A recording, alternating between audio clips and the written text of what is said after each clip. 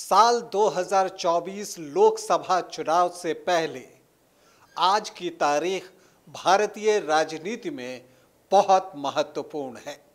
याद रखिए, आज तारीख है 18 जुलाई सन 2023 और आज एक तरफ मोदी विरोधी दलों का महाजुटान बेंगलुरु में हो रहा है तो दूसरी तरफ मोदी के नेतृत्व पर विश्वास जताने वाले दल दिल्ली में मिल रहे हैं। खास बात यह कि बेंगलुरु में मेजबानी प्रमुख विपक्षी दल कांग्रेस कर रही है तो दिल्ली में मेजबानी बीजेपी करने जा रही है। एक तरफ एनडीए की मीटिंग होनी है तो दूसरी तरफ विपक्षी एकता को धार देने के लिए बेंगलुरु में मोदी विरोधी नेता कुछ एक को छोड़कर जमा हो रहे हैं। लोकसभा चुनाव में एक साल से कम का समय बचा है और ये वक्त है कि दोनों ही पक्ष, चाहे वो मोदी के पक्ष के हों या मोदी के विरोध के हों, दोनों अपनी रणनीतियों की फाइन ट्यूनिंग में लगे हैं। आज हो रही इन दो बैठकों से क्या कुछ हो सकता है, आज इसी विषय पर बातचीत करूंगा। लेकिन पहले बता दूं कि आप देख रहे हैं न्यूज़ बाइस्कोप और मैं हूं राकेश रंजन। आज 18 जुलाई को मोदी विरोधी दलों की बैठक बेंगलुरु में हो रही है तो मोदी के नेतृत्व में विश्वास जताने के लिए एनडीए के दल जो है वो दिल्ली में मिल रहे हैं।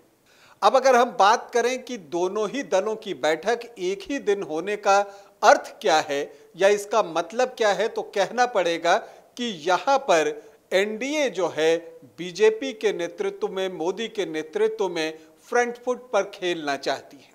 उसने उसी दिन को चुना जिस दिन मोदी विरोधी दलों की बैठक बेंगलुरु में हो रही है। कहने को एनडीए के 25 साल पूरे होने पर यह बैठक बुलाई गई है और बीजेपी का प्रयास है कि जो एनडीए का पुराना प्रारूप था उसी के जैसा एक गठबंधन और बनाया जाए। लेकिन दोनों ही मीटिंग एक ही दिन होने से यह एक शक्ति प्रदर्शन के जैसा भी हो गया है। शक्ति प्रदर्शन इस मायने में कि किस पक्ष के पास, किस गठबंधन के पास ज्यादा दल है। और इस मामले में अगर हम देखें तो यहां पर एनडीए जो है उसने बढ़त बना ली है। जेपी नड्डा ने एक दिन पहले ही कह दिया कि एनडीए की बैठक में 38 दल जुटेंगे जबकि विपक्षी दलों के महाजुटान में 26 दल के होने की संभावना है। बात यहां तक तो ठीक है, लेकिन असली परेशानी जो विपक्षी गठबंधन को होने जा रहा है और जिस पर जो बीजेपी है और एनडीए के दल हैं जो सबसे ज्यादा जो है वो तीखे सवाल पूछ रहे हैं, वो ये पूछ रहे हैं कि विपक्ष का चेहरा कौन होगा। क्योंकि एनडीए के पास नरेंद्र मोदी जैसा एक शक्तिशाली चेहरा है जो पिछले 9 वर्षों से देश का नेतृत्व कर रहा है। तो ये एक बड़ी बात है और ये एक आप कह सकते हैं कि विपक्षी दल के लिए चुभने वाली बात है, क्योंकि वो एक बार में ये फैसला नहीं ले सकते और बार बार बीजेपी इस मुद्दे पर जो विपक्षी गठबंधन है उसको घेरने का प्रयास कर रही है। अगर हम जेपी नड्डा की बातों पर जाएं, जो एक दिन पहले उन्होंने कहा, बीजेपी के राष्ट्रीय अध्यक्ष ने, वो कहते हैं कि जो मोदी सरकार है वो एक निर्णय लेने वाली सरकार है और यहाँ ठोस फैसले होते हैं। और वो आरोप लगाते हैं कि जो दूसरा पक्ष है, मतलब कि जो भाजपा विरोधी पक्ष है, वहां पर निर्णय लेने की साहस जो है वो नहीं दिखती है। तो एक यहाँ पर भी आप देख सकते हैं कि दोनों के बीच आमने सामने की स्थिति बनती हुई दिख रही है।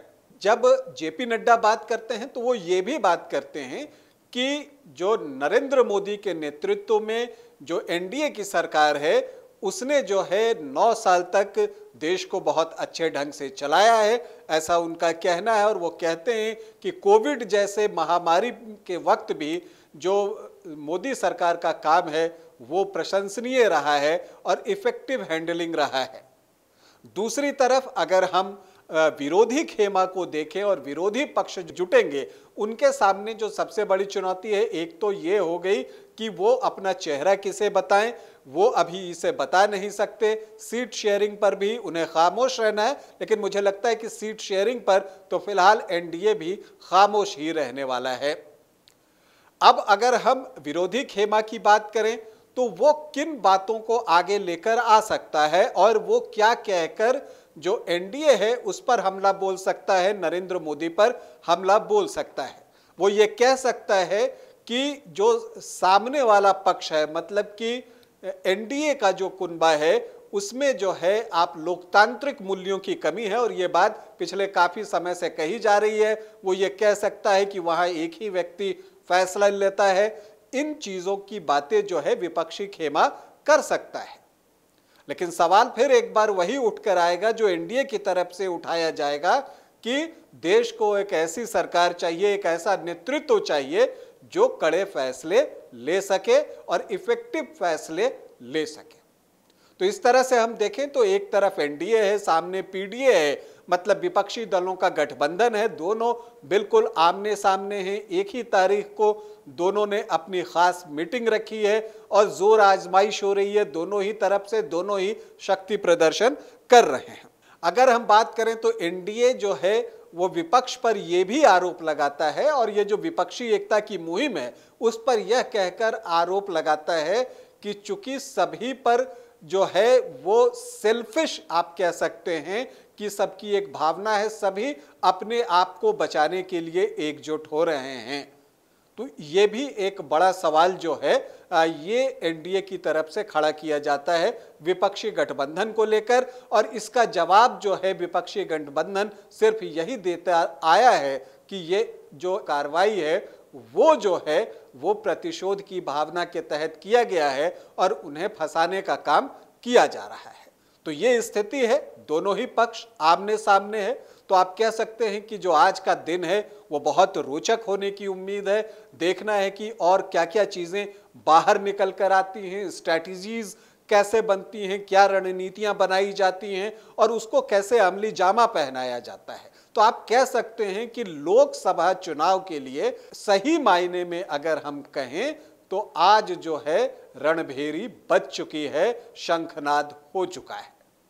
तो एक दिलचस्प मुकाबले की उम्मीद जो है हम आने वाले लोकसभा चुनाव में करते हैं, और उम्मीद करते हैं कि जो दोनों ही पक्ष है वो अपना पूरा जोर लगाएगी, और देखते हैं कि आखिर जनता क्या फैसला लेती है, क्योंकि दोनों ही पक्ष के लोग जो हैं ये कोशिश करेंगे कि वो जनता को कन्विंस कर सकें कि उनका जो गठबंधन है वो ज़्यादा विश्वसनीय है, वो ज़्यादा अच्छी सरकार दे सकता है। लेकिन जनता क्या फैसला लेती है इसके लिए तो खैर अभी हमें इंतज़ार करना पड़ेगा। फिलहाल आज के दिन पर हमारी नज़र बनी रहेगी। अभी आपसे अनुमति चाहूँगा, इजाज़त दें, नमस्कार।